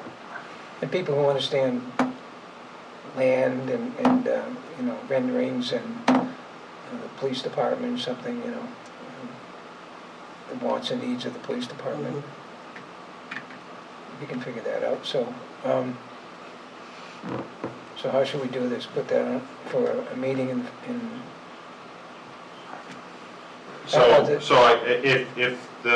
If a majority of the board wants to move forward with an ad hoc committee, we can draft up a draft charter and develop some rough timelines and some deliverables and kind of map it out for you, and then bring that to a future meeting for you to consider. You do that with the chief, Yes. that's good. Is Are you that, okay with that? can you make that a motion and a vote? I'll make that motion, Mr. Chair. I'll second it.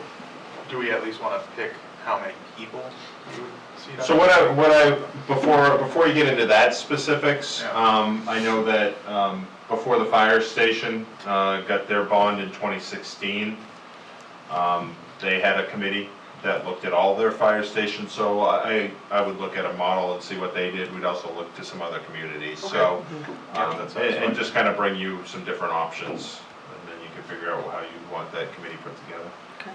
Okay. Josh, are you with us? I guess we could still have a vote. There's a vote on the table, right? Yeah. Yeah, you have a motion, yeah. Okay, roll Yes. call vote, yes? Yes, Yes? Yes. And Josh abstained because can't find him. Oh, is he chatting? No, that's what I was That's gonna you. see if he's able to, let's get the chats up there.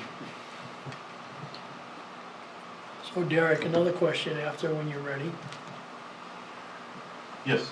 The land that we bought, is that something we wanna put on the market again for sale because we're not gonna put the police station there? Or are we gonna hold off? Select Board has not decided where they're gonna put the police station, so I would say, before looking at any piece of land, once you get, resources, I would advise you that you probably need to look at your entire portfolio of land throughout the town. of how much is conservation, what is conservation doing with it with stewardship, what, you know, I would have you look at rather than one specific piece, look at it more holistically. What's the land that we bought? So 2 years ago, there was a piece of property on Henry Bridge Road Okay. that it would be very difficult, but it would provide potentially access from Henry Bridge Road into the backside of DPW. Again, topography makes it difficult, but When you cross the bridge. Yeah. On the and when you're at the bottom and there's like a little parking area kind Where the of, billboard was? yeah, kind of near there. Yeah. Yeah, that piece of So you're property. saying that property goes all the way back to DPW, like the fields, where I Yes. just dropped my kid off? Yeah. Okay. Yes. Wow, Yeah, so okay. you can drop them off at the bottom of the hill and tell them that. That's even better. Up it. That would be so much easier for me. Workout, before the workout. He did want me to make some requests on road with you, There you go. because apparently ours isn't sunny enough to drive for a skateboard, so I was like, let me see what I can do. Go to Lombard. So how do you want to handle the goals? Do you want to kind of, Well, I was just going to say, on page 75 to 82, there's some suggested goals. yeah, those are the ones from 2020, but if anyone wants to kind of modify those. Right, at the new business next meeting or next couple of meetings, if you have something that you're interested in, let's bat it around like we did tonight. Yeah. I have one thing that is something to think about, and again, this is another thing that was brought up in Budget Committee, was CIP actually being vetted by the Select Board. It kind of, CIP makes this list, but that we're not necessarily, We have a representative to Right. the board. I think in the past, we've pretty much treated it like that is the committee or boards Yeah. vetting it. Obviously, when we do budget, it's not like anyone sends me any specific instructions on Right. what I'm supposed to say or what I'm supposed to vote for. But I'm gonna be the rep to CIP this year. If it's the type of thing that we just wanna, review at the end of the process and give our, vote of symbolic assent, that probably would satisfy that. satisfy that, yeah. Okay. I think it would be good to review that, Richard. Yeah, absolutely, Yeah. yep. So you want to review it as it comes out of CIP and planning? Because right now, what you have is the process is department heads each prepare their own, based on the needs of their department, to maintain operations.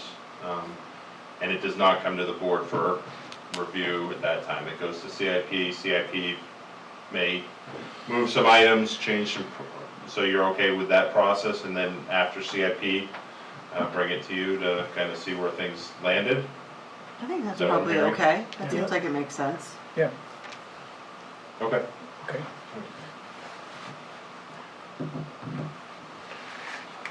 Okay, so,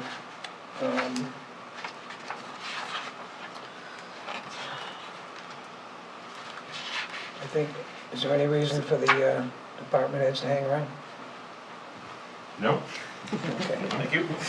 Graham saying, Then I wouldn't. Public comment, anybody? Public comment? Yeah. See that one. Eric, Thank you. thanks, guys. Okay, moving on, the action matrix, what do you got here? So the action matrix, I do want to point out a couple things. One, the fire replacement of car 2 is anticipated to be put into service this week. So again, thank you for your flexibility on that. We had a change of course to kind of move that to a different model once that engine failed. Not listed on your matrix I got from DPW this morning. There are 2 additional out-of-service vehicles. One is one of the F-550s. That was, it's sustained some damage during the winter, so that's at reliable collision being fixed. And then the transfer station backhoe is currently having a radiator replaced at DPW. So those are really the only additional items. Okay.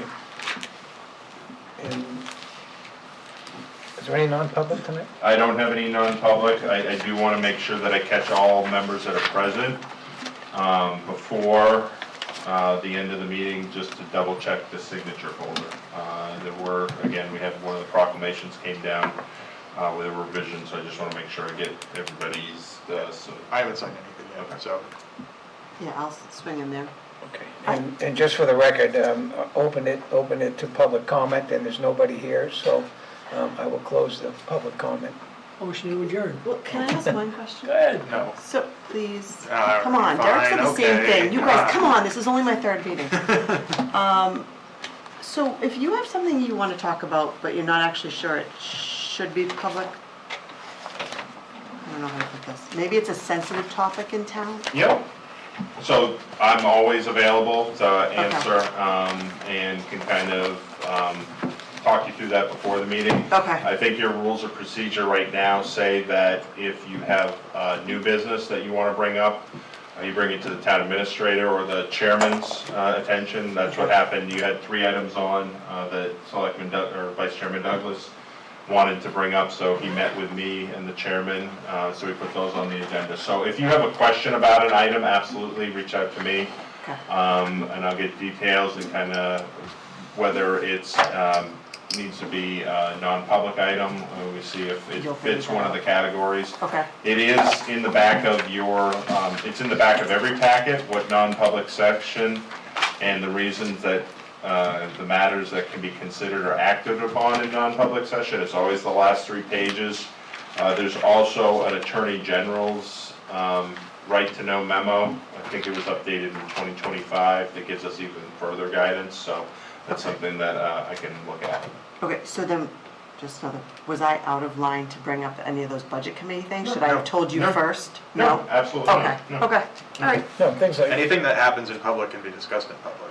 No, I didn't mean, I meant from a perspective of I didn't tell you guys I wanted to talk about that as like new business. So this, I will speak from, your rules of procedure do say new business. I would say this board has not followed that very strictly. If a board member has wanted to bring up something, the one thing you will not have is you will not have any read-ahead packet, and you'll not, you won't have any background information unless you bring it yourself. Right, okay.